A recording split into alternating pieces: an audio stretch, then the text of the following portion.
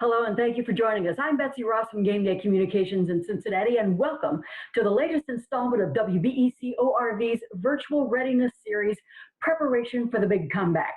It's a series of conversations with female business leaders with thoughts and advice to help you get back into business now that things are slowly starting to open back up. Today we are with Jill Frey. She is the president and CEO of Cummins Facility Services and Facility Genius. Since 1972, Cummins Facility Services has provided janitorial services, floor and carpet care, and a full range of services that safely and dependably clean, protect, and maintain customers' facilities. Based in Central Ohio, CFS has been family-owned since its start, and it is now a 100% women-owned organization. I know you're busy, Jill. Thank you so much for being with us. Before we start talking about your business itself, tell us a little bit about how you transitioned into the family business. Well, thank you for having me, Betsy. It's such a pleasure. And this audience is an audience that I truly love, and I'm so blessed with some of my favorite friendships. Some of the favorite clients are in this arena, so I'm very grateful to you. So thank you for the opportunity today. My parents started the company in 1972, and then went through the whole, growing up in a company, and graduated from college, came back and said, "Hey, Mom and Dad, I'm home." They said, "Great, we want to go on a vacation. So, hold down the fort for a little while. We're gonna be gone for a week." I said, "Great." So they left, and they never came back. So they went to an island and decided to stay, set up shop. So that was my first experience into being the owner and president of a family business. So it's been great. Today we are one of the largest female-owned janitorial facility maintenance company in the nation.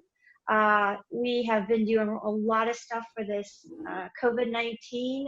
We have disinfected over 300 facilities through all of this. I think we are up to like 50 decontaminated buildings that we've taken care of. So we have about 45,000 gallons of disinfectant on hand for safety stock. So it's been a lot of fun, but it's been a lot different, from when we started. We're not in Kansas anymore. So Exactly. Well, let's talk a little bit about that. Everybody is thinking safety.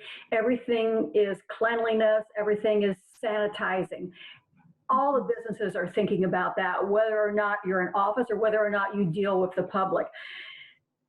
What can businesses do to open up now that offices can start opening? What can they do to ensure that their facility will be safe and clean, and maybe more importantly, that the employees will feel safe going back to work?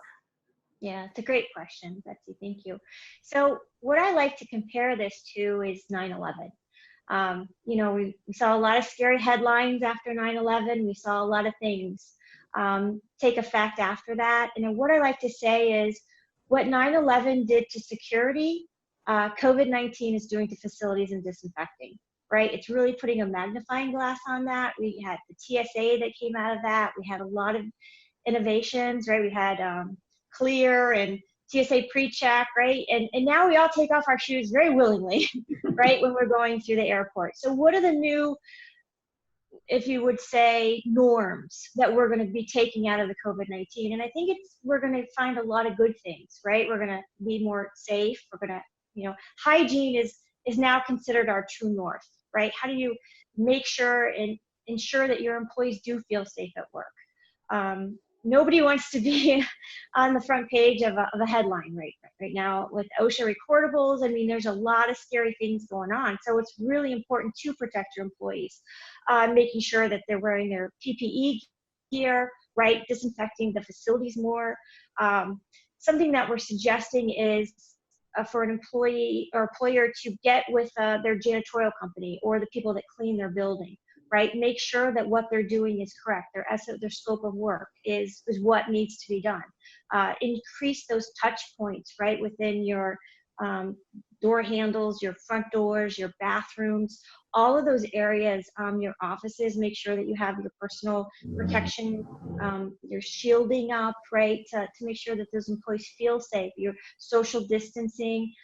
We actually got some bracelets for our employees to wear that says, make sure you're 6 feet apart from each other. Just a reminder to put on your wrist. So, there's a lot of things out there to do to make sure that you're doing that. Safety, right? I mean, it's always coming back to safety, hygiene, making sure your employees are safe and feel good at work. Those are great ideas about how you can keep your office and your facilities safe and clean.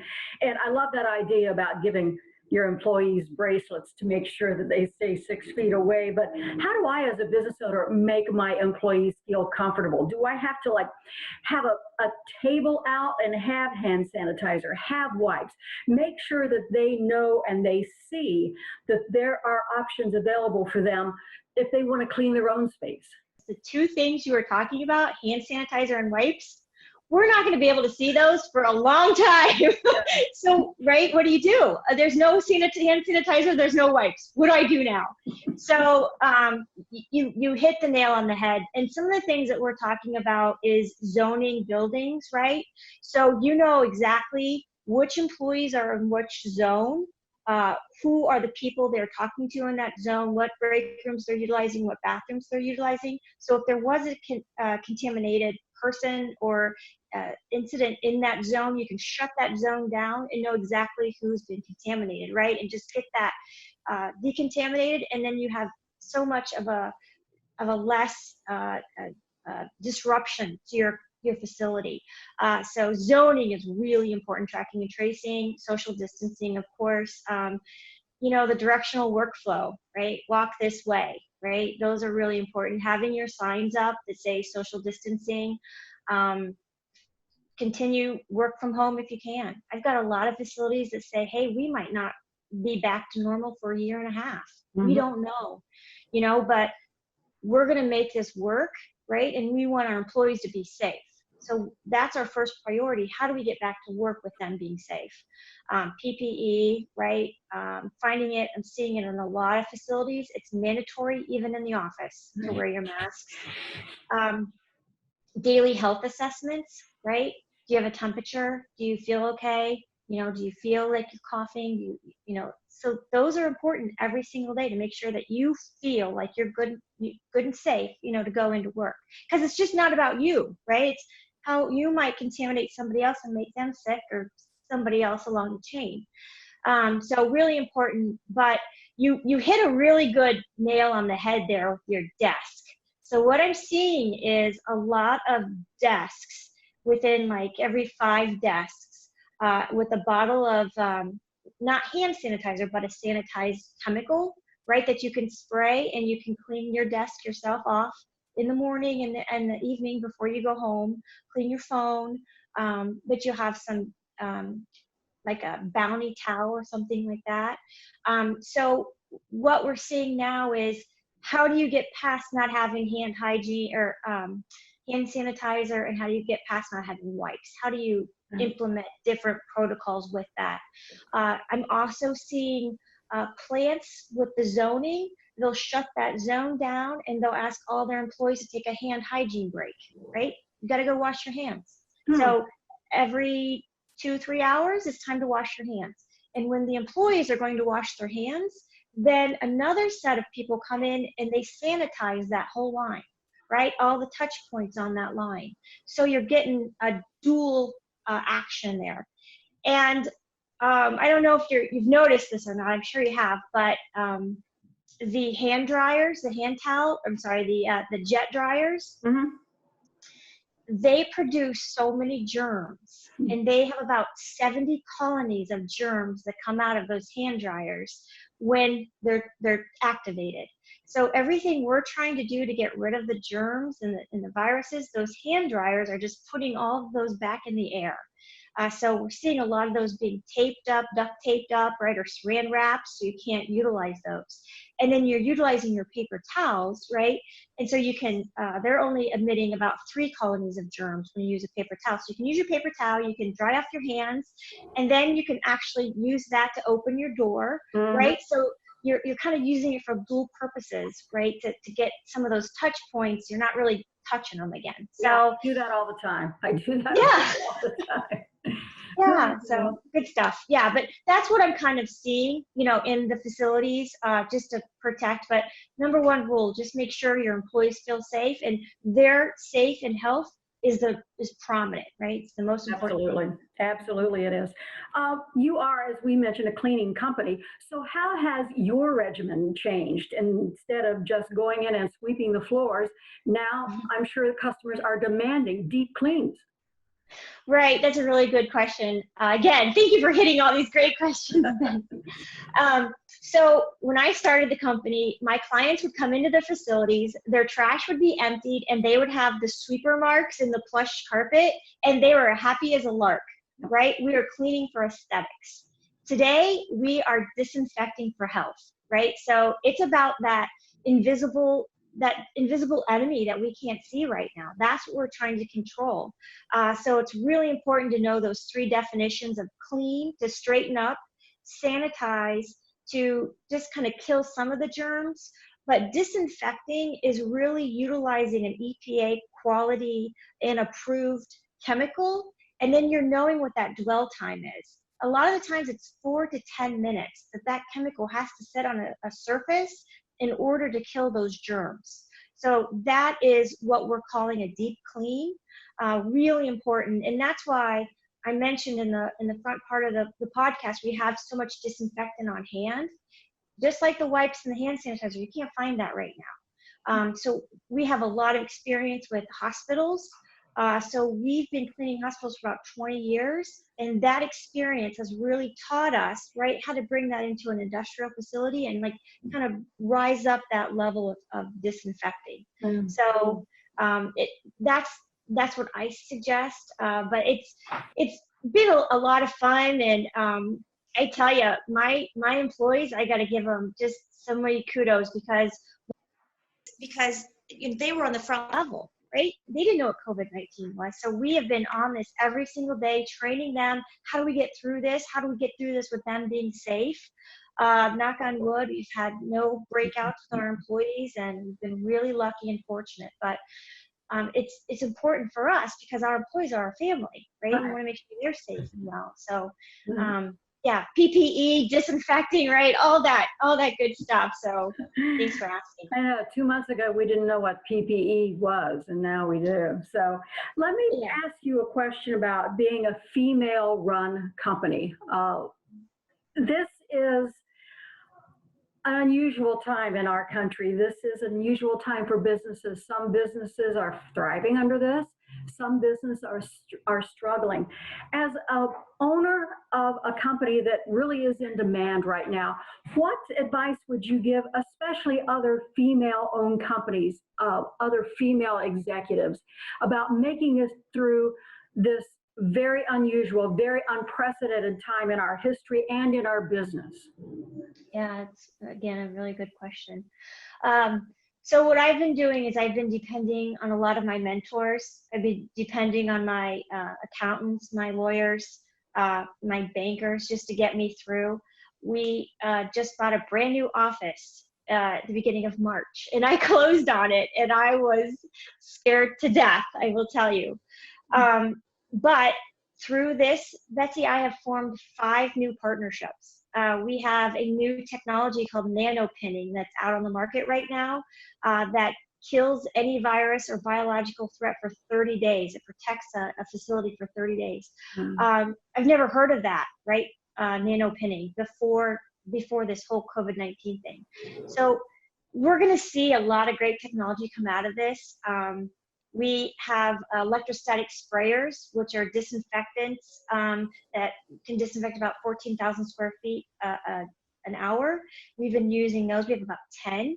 We have the most of any other company in Central Ohio. So technology is going to get us through this. And I've heard the amount of technology that we find after this, right? It's going to be 10 years of technology just slammed in about 8 to 12 months, right? Partnerships are great. Thinking outside the box, right? How do you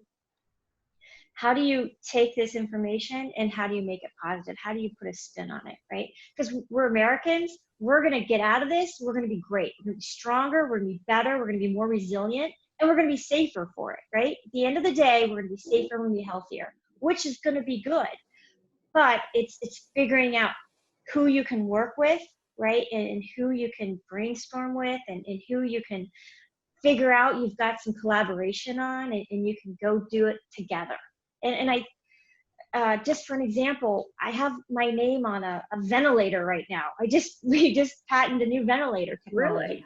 Yeah, so we're starting production. The FDA gave us a guarantee that we're going to be able to put these into production in about 3 months. We just got like $1 million grant from the government, but it's a low cost ventilator, so we can use it for other countries as well. One of my partners won a hackathon on making a new ventilator, right? So that's what I think we're going to find out of these things, is all these little nuggets of, you know, helping other people, because we are all in this together, and we're all going to get out of it together, right? We just got to hold on to each other and just rise up. So we will, but that's what I suggest, right? Just don't think you know all the answers on your own, right? Reach out, if you know who can help you. We hired another woman owned business that has an attorney. She's an attorney, and she has an HR practice, right? So she's just helping us with HR right now in this time, because there's so many questions that not a lot of people know the answers to. Right. So just that's my suggestion. If you don't know, call people all day long. Just call them. Somebody will help you. Reach out. I've reached out to so many people, and they say, Jill, I can't help you. Okay, that's fine. Thank you for your time. Who can help me? Who do you suggest I reach out to? And it's been a godsend for me. So I've been very thankful for my network, and please utilize your network, right? Utilize me, utilize whoever you have, even if you don't per se, if we've never met, right? Just, you've got people out there that care and that will help you. So that's my suggestion. Just even if you have an idea, right? You have that idea for a reason, right? And make that happen. See what comes out of that. That's my 2 cents. And that's so true. People are so willing to help. And I even found that out when we were starting our business 18 years ago. People were so willing to help. And Jill, I think you're right. All you really have to do is ask, and people are more than willing to help you out, especially in a time like this. Jill, we appreciate your time. I know it's a busy time for you and your company, but we thank you so much for being with us and giving us some words of wisdom to get us all through this. Jill Frey, the President and CEO, Cummins Facility Services and Facility Genius. Thank you so much. Stay well. Best of luck. Yeah, thanks, Betsy. Thank you. Take care. Talk to you soon. Bye-bye.